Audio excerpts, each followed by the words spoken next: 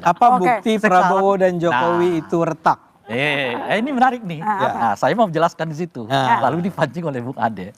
Satu adalah kunjungan Pak Prabowo sendiri kepada Ibu Mega. Itu buktinya. Itu bukan bukti, kan namanya juga analisis kan sinyal tadi. Petunjuk. Petunjuk. Anda kembali di Bola Liar, Mas Agung. Di tengah isu ijazah, kita lihat kemarin Presiden Prabowo Subianto melakukan reshuffle kabinet, mayoritas adalah orangnya Jokowi saat itu. Ini upaya bersih-bersih? Ya, tadi saya sempat menyampaikan di awal bahwa yang disasar bukan hanya poros Solo ya, tapi juga ada poros Teguh Umar semacam itu, dan yang menguat poros Hambalang. Nah, saya kira ini momen krusial juga untuk membuat keseimbangan politik itu terjadi, dan isu soal matahari kembar yang kemarin sempat kita dengar sangat kuat, akhirnya teredam dengan sendirinya, karena perlahan tapi pasti kekuatan atau matahari tunggal itu hanya terbit dari Hambalang seperti itu. Dan saya kira pesan itu harus disampaikan kuat kepada publik supaya desas-desus soal matahari kembar itu tidak lagi menguat. Karena ini bisa membahayakan legitimasi seorang presiden sebagai kepala pemerintahan, kepala negara, dan panglima tertinggi. Karena kemarin kan sempat ada ekses dari demo besar yang meluas dari akhir Agustus sampai awal September. Nah, saya kira ini poin krusial. Nah, kalau ditanya apakah Prabowo Jokowi retak, saya kira ceritanya akan berikutnya. Kita akan lihat, kita akan uji bagaimana misalkan respon terhadap isu ijazah, pemakzulan, dan seterusnya. Karena saya yakin ini nggak akan berhenti di ijazah, pemakzulan saja. Karena ekses dari pemerintahan Pak Jokowi yang tidak memuaskan banyak pihak, ekses 2024, ekses 2029, ini saling berkelindan semua. Dan serangan-serangan ini akan terus terjadi sampai nanti 2029. Jadi Pak Jokowi, keluarga Solo, dan seterusnya harus siap dengan itu. Karena residu ini memang sangat sangat besar. Mas Agung, isu keretakan ini semakin kuat ketika saat reshuffle itu Wapres Gibran tidak ada di tempat. Ya, saya kira kan ini hak prerogatif presiden ya. Kita akan melihat retaknya itu nanti ketika jelang 2029. Gibran diajak lagi nggak jadi wapresnya Pak Prabowo? Karena dalam sejarah Republik belum pernah ada wapres terpilih 2 kali untuk mendampingi seorang presiden. Nah, di situ kita akan lihat apakah Pak Prabowo akan mengajak Gibran atau bagaimana ketika tidak mengajak, cara melepasnya. Nah, itu akan terlihat 2028 atau bahkan 2027 akhir semacam itu. Kalau sekarang saya kira ini hanya penyeimbangan poros-poros saja. Teguh Umar disesuaikan, Menko Polkam bukan dari Teguh Umar, kemudian Kepala LKPP bukan dari Teguh Umar. Ya, kemudian ada beberapa pos yang tetap di Teguh Umar. Misalkan Ibu Mega masih penasihat BRIN dan BPIP. Atau ada beberapa dua duta besar itu masih terafiliasi dengan Teguh Umar misalkan. Artinya apa? Penyesuaian saja. Bisa jadi ini bertambah. Misalkan ada poros yang nggak bisa kerja misalkan.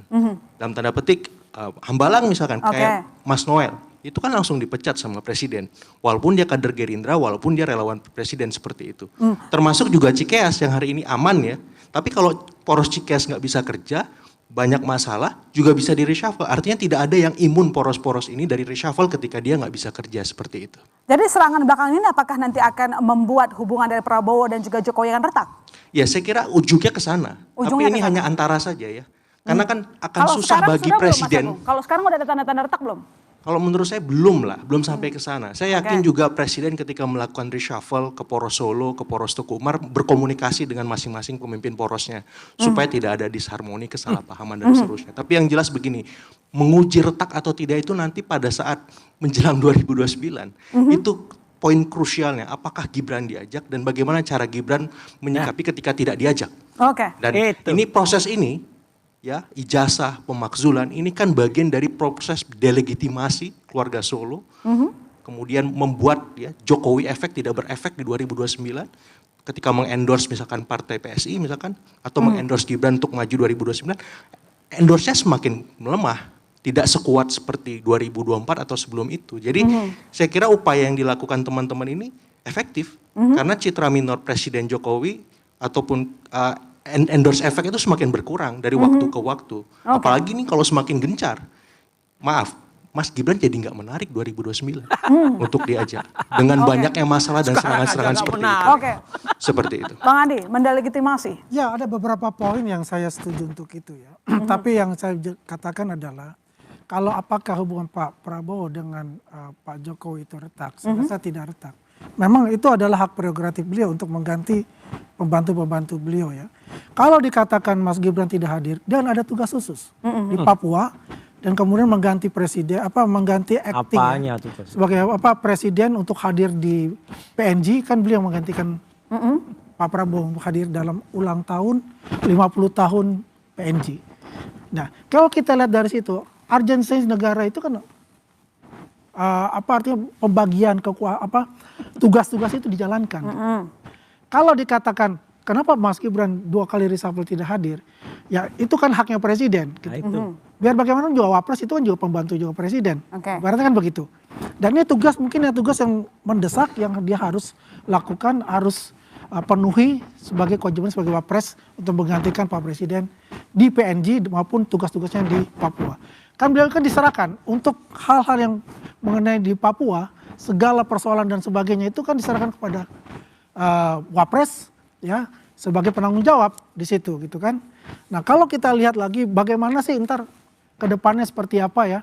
Ya kalau kita lihat ini fokus dari presiden, fokus dari wakil presiden ini bagaimana sih bisa mewujudkan yang asa citanya itu gitu. Ya kalau mungkin ada orang yang nyentuh-nyentuh ya itu ya riak-riaknya saja gitu. Ya dialektika yang dia bangun itu memang sih tujuan akhirnya bagaimana yang namanya pendukung Pak Jokowi ya yang dikatakan poros dari Solo itu ya bisa terdowngrade. Dan intinya ini kan momen jangka panjang ini sebetulnya sampai 2029. Tapi ingat ya, bad news is a good news. Ya, bad news is a good news. Dalam komunikasi juga pasti akan katakan itu. Semakin dibicarakan, pasti itu akan naik terus. Akan diingat oleh masyarakat.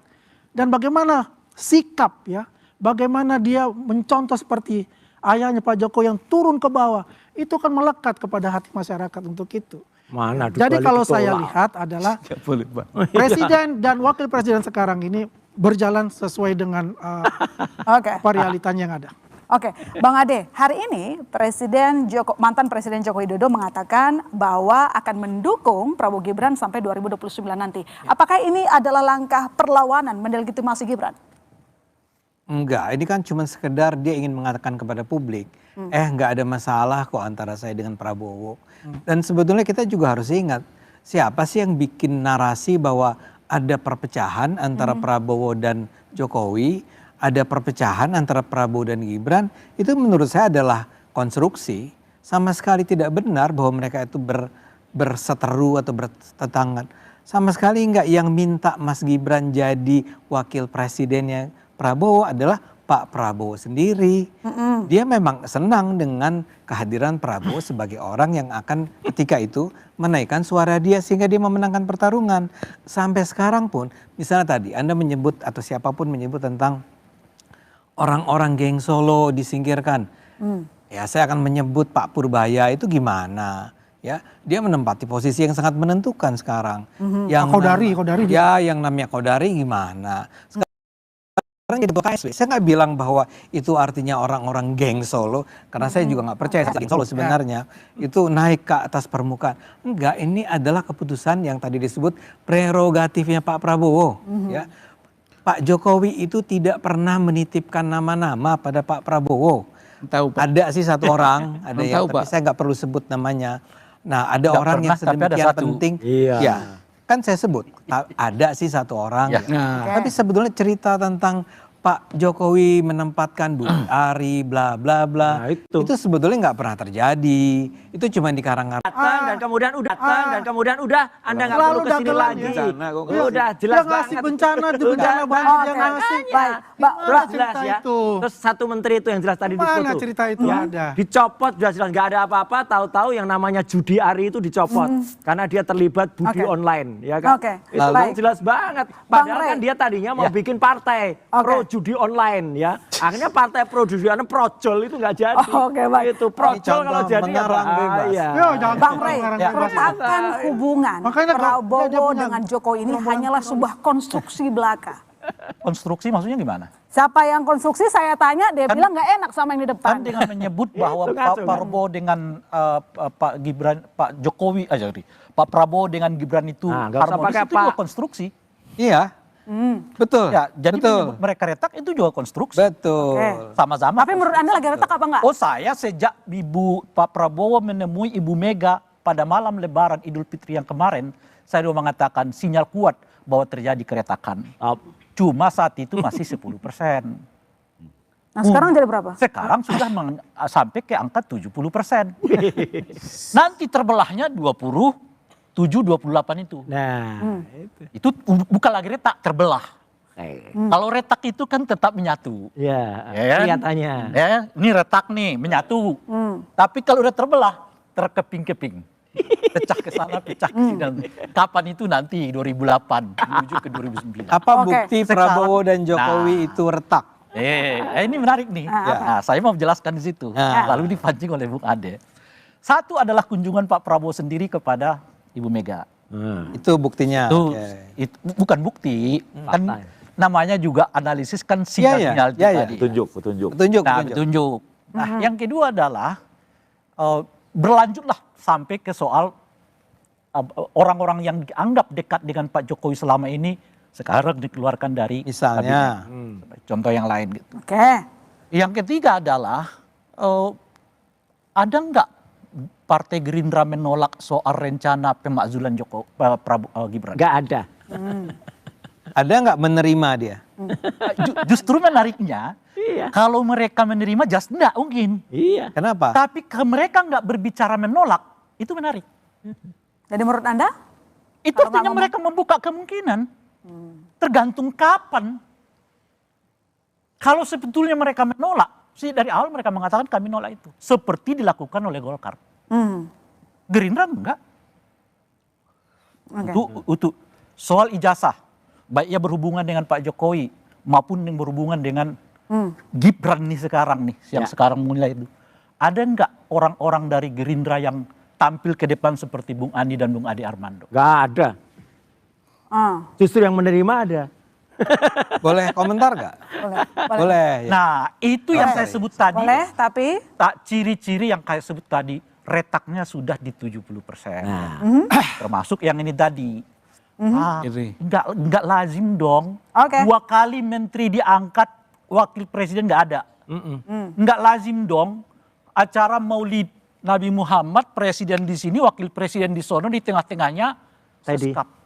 Dan bajunya beda lagi, nggak kompak dia, nggak ngerti kompak, dia. Ya, baik, nanti dijawab. Jadi kalau Bung Ade minta 5-6, aja nggak ngerti. Bang Ade nanti dijawab. Usai jeda, saudara jangan kemana-mana, boleh liar, masih akan segera kembali.